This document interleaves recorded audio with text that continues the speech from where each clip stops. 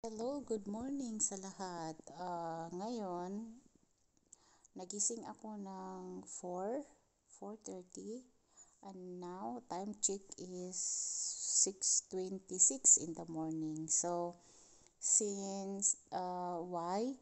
Kasi mainly normal time is nag-start ako na sa work ng 5 o'clock. So, sa tinagal-tagal na ganun ang routine ko araw-araw during the weekdays.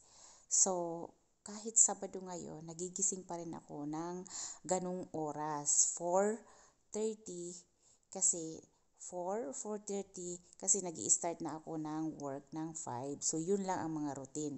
So, ngayon kahit wala akong work, ganun pa din ang gising ko. 'Di ba? So, ang gagawin ko is from the bed into the living room. Magre-relax-relax at itatry ko kung makabalik ako sa tulog.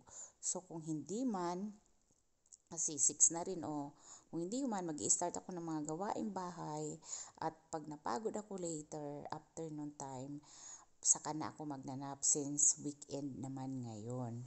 So, ayan, babawiin natin yung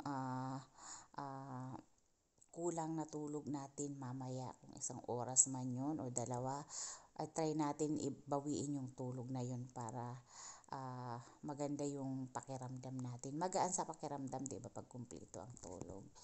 So, ayan, shinare ko lang sa inyo yung routine ko. Yung body clock ba na tinatawag, automatic kang nagigising sa mga oras na, sa karamihang oras na gising mo araw-araw, 'di ba? Kahit weekend at wala ka namang pasok, ganun pa rin ang gising mo. So, yan lang. Dito lang ako lumipat. Itatry ko bumalik sa tulog. I-relax ko yung katawan ko.